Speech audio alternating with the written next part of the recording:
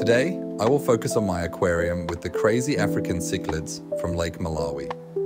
As you know, my fantastic world consists of a total of 500 litres, of which 450 litres is dedicated to a biotope aquarium with Malawi cichlids. Thus, 100% of the water volume allocated for aquaristics, in my case, is dedicated to Malawi. The most popular type of aquarium in aquaristics is the so-called community aquarium, also known as a general aquarium, where we keep fish from practically all over the world, regardless of which continent they come from.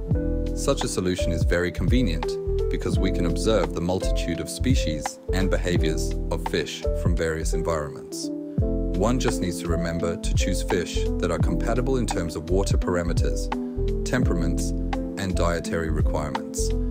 In contrast, biotope aquariums aim to provide our fish species with conditions as close as possible to those found in their natural environments. The most popular type of biotope aquarium is the Malawi biotope, and in today's video I will present the pros and cons of such a Malawi setup.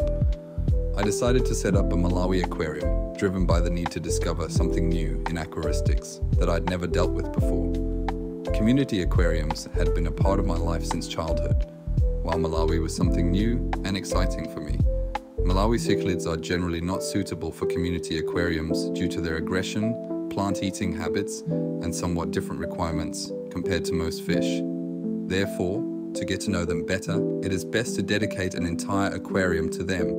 And since we are already allocating a separate aquarium, it's best to arrange it in a way that makes the fish feel most comfortable, which means recreating their natural habitat, i.e., the biotope. Thus, African cichlids from Malawi, with their behaviors and needs, seem to necessitate a biotope aquarium, which is why this type of biotope is the most popular in aquaristics. This brings us to the first advantage of this biotope, which, however, can also be both an advantage and a disadvantage. Let me explain. Malawi cichlids are often kept in aquariums that reflect the coastal zones of Lake Malawi, whose bottom mainly consists of stones. Therefore, such arrangements dominate among Malawi enthusiasts. The fish feel very comfortable among the rubble. They love all kinds of crevices, caves, and nooks to hide in. As a result, the arrangement is simple and usually consists only of a rubble of stones adorned with regular sand. Why is such an arrangement both an advantage and a disadvantage? For me, it's primarily convenient. There are no plants that constantly grow and require care, trimming, etc. Once the stones are arranged, they can sit for a long time without any of our intervention. Nothing falls off, rots, or overgrows. However, the downside is that such an arrangement is quite monotonous. All Malawi aquariums tend to look very similar, and it takes a lot of imagination to create something original, which is definitely easier in community aquariums, where the number of plant types, fish species, and arrangements, and thus all combinations, is significantly greater.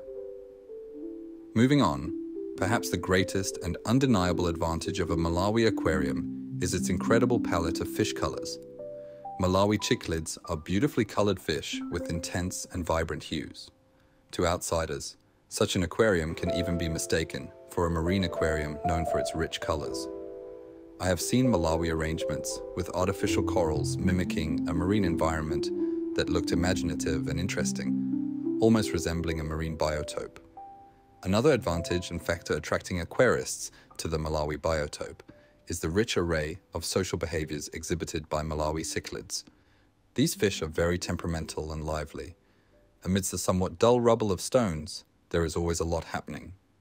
They are constantly active, chasing each other, claiming new territories, digging in the sand, and so on. Males defend their territories, puffing up and courting females. However, this tendency toward aggression in Malawi cichlids, while providing the observer with plenty of excitement, can also be troublesome. Males can fight very brutally, sometimes even to the death. These fish should be kept in harems, with one male for several females. However, the sex of young Malawi cichlids, which we purchase for our aquariums, is often unknown until they grow up. So it may turn out that we misjudge the selection of fish, and almost always corrections in our Malawi cichlid stock are necessary as the fish mature. Thus, the rich and explosive, somewhat Italian temperament of these fish provides us with both thrills and challenges. Maintaining the right balance in a Malawi aquarium is truly a challenge, but when we finally achieve the right proportions of males and females and relative peace in the aquarium, Malawi cichlids breed very easily. Finally, young cichlids will emerge from hiding, and then we will be able to enjoy the growth of our stock. It's always a joy for every aquarist to witness the successful breeding of offspring in the aquarium, and it's a sign that the fish are doing well. However, every tank has its capacity and its limits, so eventually, we will reach a point where we need to reduce the stock. This is where another problem arises, as perhaps the biggest headache for any Malawian aquarist is indeed the reduction of stock.